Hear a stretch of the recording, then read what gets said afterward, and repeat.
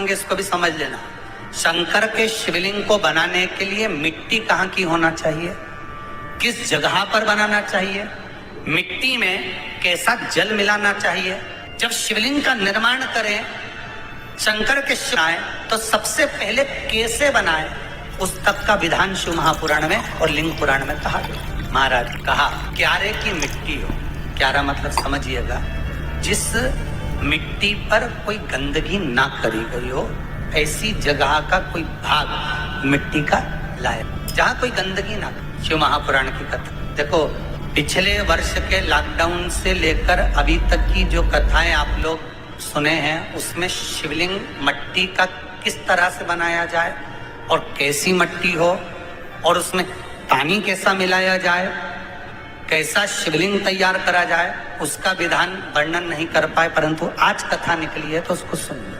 क्यारे की मिट्टी, क्यारे की मिट्टी मतलब जिस मिट्टी पर कोई गंदगी ना करी गई हो, ऐसी जगह की मिट्टी को लेकर जाए और मिट्टी को लाने के बाद थोड़ा पानी का सींचन कर दें, अर्थात घर में लाएं तो उससे पहले मिट्टी को पवित्र करें। अपने घर में गंगा जल रखा हो, यमुना जल रखा हो, सरयू जी का जल रखा हो, उससे मिट्टी का सींचन कर दें। मान लो अगर ये जल नहीं भी है तो जल के अंदर थोड़ा सा इत्र डालकर मिट्टी का सींचन करें।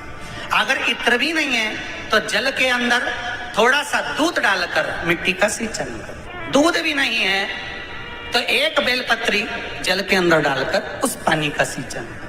बेलपत्र भी नहीं है, पीपल का पत्ता डालकर उसका सींचन कर दे। पर मिट्टी पर घर में लाते से ही, ये नहीं कि मिट्टी आज लाए और तुमको शिवलिंग कल बनाना है, तो मिट्टी अगर 1 दिन पहले लाए हो, 2 दिन पहले लाए हो, 4 दिन पहले लाए हो, तो उसी दिन जल का सींचन होना चाहिए। ये नहीं कि जिस दिन बनाएंगे उस दिन सींचन होगा। मिट्टी पर पानी का छींटा, सींचन भले ज्यादा मत डालो, पर छींटा तो उस दिन लगा देना चाहिए जिस दिन घर में मिट्टी लेकर आए हो। जिस दिन, फिर भले तुम शिवलिंग 15 दिन बाद बनाओ, 8 दिन बाद बनाओ, 10 दिन बाद बनाओ, 3 दिन बाद बनाओ, और उस समय पर मिट्टी का सींचन उस समय हो जाना चाहिए। फिर कहा जिस दिन शिवलिंग का निर्माण करो, उस दिन प्रातः में अगर आप शिवलिंग बना रहे हैं तो ब्रह्म मुहूर्त में मिट्टी को गला दो। किस पानी से गलाना है उसका भी प्रमाण, उसका भी शास्त्र वर्णन कर रहा है। किस जल से गलाया जाए, शिव महापुराण की कथा कहती है अगर आपको आज शिवलिंग का निर्माण करना है, शाम को आप शिवलिंग का निर्माण कर रहे हो, तो अपने पानी का जो मटका होता है, हंडा होता है, रसोई घर में जहां पानी भर कर रखते हो, उसके नजदीक में एक कलश जिसमें अलग से ताजा जल भरा जाए और उस पर प्लेट ढकी हो और उस पर एक चावल का दाना रखा हो, उस जल को लेकर आओ। थोड़ी देर रखा रहे, आधा घंटा, 2 घंटा, 3 घंटा, 15 मिनट, 20 मिनट, पर वो पानी वहां रखा होना चाहिए। रसोई घर में अन्नपूर्णा का निवास होता है, परिंदे के पास पितरों का निवास होता है। अन्नपूर्णा, पित्र सब रसोई घर के भीतर विराजमान होते हैं। शास्त्र कहता है 33 कोटि देवता एक समय के लिए, एक क्षण के लिए हमारे रसोई घर में प्रवेश करते हैं। इसलिए रसोई घर को तुम पूरे घर को स्वच्छ रखो ना रखो, पूरे घर को तुम साफ रखो ना रखो, और रसोई घर एकदम क्लीन होना चाहिए, साफ होना चाहिए, स्वच्छ होना चाहिए। आज के जमाने में तो खैर गया, और पहले जब मट्टी के चूल्हे होते थे, जब चूल्हा बंद होता था तो उसको गीला कर कर, गोबर को या पानी में उसको गीला कर कर, एक कपड़े को गीला कर कर पूरे चौके को, रसोई घर को पोंछा जाता था। मिट्टी का होता था वो, तो भी उसको पोता लगाते थे, पोंछते। तो पहला क्रम है पार्थिव शिवलिंग का निर्माण। सावन के महीने में अगर आप शिवलिंग बनाते हैं, सोमवार को शिवलिंग बनाते हैं, तो नियम ध्यान रखिएगा महाराज, लिंग पुराण से है ये, इसका नियम ध्यान रखिए। क्या करना है, मिट्टी को लाना है, जल का छींटा देना, छींटा जरूर देना है, घर में लेकर आए और जल का छींटा होना जरूरी है। 2 दिन तक, 3 दिन तक मिट्टी रखी हुई है और उसके बाद अगर आपने पानी का छींटा नहीं दिया है और आपने डायरेक्ट मिट्टी को गला दिया और उसके बाद बनाया, तो उसका कोई प्रमाण नहीं। जल का छींटा अवश्य, फिर उसको रख दें। 15 दिन बाद बनाओ, 4 दिन बाद बनाओ, 3 दिन बाद बनाओ, 2 दिन बाद बनाओ। शिवलिंग जब बनाओ तब उस मिट्टी को, जो कलश आपने रसोई घर में रखा है चावल का दाना रखकर प्लेट के ऊपर, अर्थात उस कलश का जल उस मिट्टी में थोड़ा सा डालिए। क्यों डाला जाता है उसका भी भाव वर्णन किया है। अब भविष्य पुराण, स्कंद पुराण और अग्नि पुराण, इन तीनों से ले लिया गया, वर्णन किया गया। जब उस कलश का जल हम डालते हैं तो उस कलश में पितरों का भाव आ जाता है, अन्नपूर्णा का भाव आ जाता है, घर में लक्ष्मी का भाव हो जाता है, संपदा का भाव हो जाता है। पूरे 24 घंटे के अंदर एक क्षण के लिए रसोई घर में 33 कोटि देवता आते हैं, तो वो देवता का सारा भाव उस कलश के अंदर आ जाता है। और वो जल जब हम उस मिट्टी में मिलाते हैं तो गंगा, यमुना, सरयू, सरस्वती, ये 33 कोटि देवता में, तो इन सब का आनंद उस जल में आ जाता है। और वो जल जब हम मिट्टी में मिलाते हैं तो मिट्टी पवित्र हो जाती है, स्वयं कैलाश अधिपति को स्वीकार करने के लायक हो जाती है, निर्मित करने के लायक। शिवलिंग का निर्माण। अब शिवलिंग का निर्माण कैसे करना? मिट्टी में गला दिया पानी में।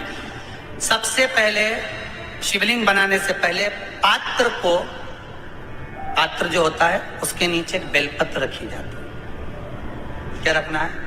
एक बेलपत्र। शंकर को झेलने के लिए कोई साधारण नहीं है पात्र जिसपे झेला जाए। स्वयं गंगा शिव की जटा में, और आप शंकर के शिवलिंग का निर्माण कर रहे हो, कोई साधारण नहीं हो सकता। स्वयं आप विदेश्वर संहिता के अंतर्गत पढ़े कि ब्रह्मा और विष्णु, ब्रह्मा ऊपर जा रहे हैं, भगवान विष्णु नीचे जा रहे हैं, तो पता नहीं कर पा रहे कि यहाँ चरण कहां पर और शीश कहां पर है, उसको जान ही नहीं पा। बस एक बेलपत्र साधारण भाव में, बेलपत्र भी सीधा भाव, और इस बेलपत्र की जो डंडी है वो उत्तर दिशा में रखना है थाली के अंतर्गत। जब आप शिवलिंग का निर्माण करें उत्तर, इसके ऊपर जो गलाई हुई मिट्टी है वो डाल दीजिए, और डालने के बाद सबसे पहले शिवलिंग का स्वरूप बनाना है। सबसे पहले नीचे की जलाधारी नहीं बनाना। क्या बनाना है? शिवलिंग का स्वरूप बनाना। बनाने के बाद उसी शिवलिंग के पास में और मिट्टी डाल लीजिए, फिर जलाधारी का निर्माण करें। फिर शिवलिंग जलाधारी निर्मित हो गई। शंकर जी का संपूर्ण परिवार शिवलिंग में रहता है, आपको पहले भी कहा। भगवान भूत अधिपति भूतेश्वर भगवान शिव का संपूर्ण परिवार शिवलिंग में, पहले भी कथा में कहा, आज फिर आपको वर्णन कर देते हैं। जैसे ये जलाधारी है गोल, ये चरण है, ये शिवलिंग है। ये जो गोल भाग है जहां पर भगवान शंकर का शिवलिंग रखा है, ये पार्वती जी का हस्त कमल है। जहां से पानी नीचे गिर रहा है, इसके राइट भाग में श्री गणेश जी का स्थान, लेफ्ट भाग में श्री कार्तिकेय जी का स्थान। बीच में जो एक मोटी सी लाइन होती है जलाधारी में, वो पार्वती जी के सुंदर पुत्री अशोक सुंदरी का स्थान।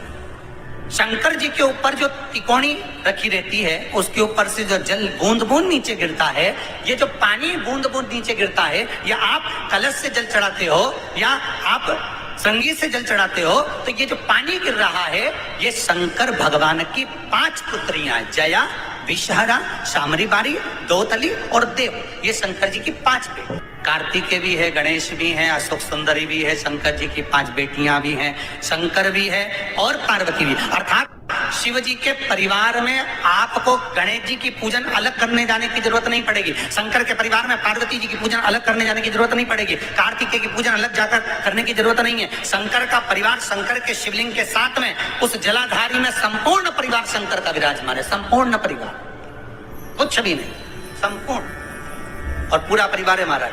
फिर वही बात आई, ध्यान दीजिएगा, जिस व्यक्ति को नींद ना आवे, रात्रि को सोते समय टेबलेट खाने की जरूरत नहीं।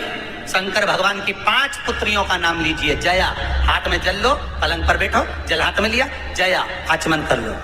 विषहरा आचमन कर लो, शामली बारी आचमन कर लो, दौतली आचमन कर लो और देव आचमन कर लो। ये शंकर की जो 5 पुत्रियां हैं, ये ऐसी पुत्रियां हैं जो निंद्रा देवी को लेकर आती हैं और हमें विश्राम का आनंद सुख प्रदान करती हैं, हमारे नैनों पर विराजमान रहती हैं। हाँ, यदि विवाह नहीं हो रहा, शादी नहीं हो रही है, बहुत समय से लगन देख रहे हो, शादी नहीं हो रही, बहुत समय से परेशान हो गए कि विवाह ही नहीं हो रहा, हम तो टेंशन में पड़ गए, लड़की 28 साल 30 साल का लड़का हो गया, विवाह नहीं हो रहा, कुछ मत करो।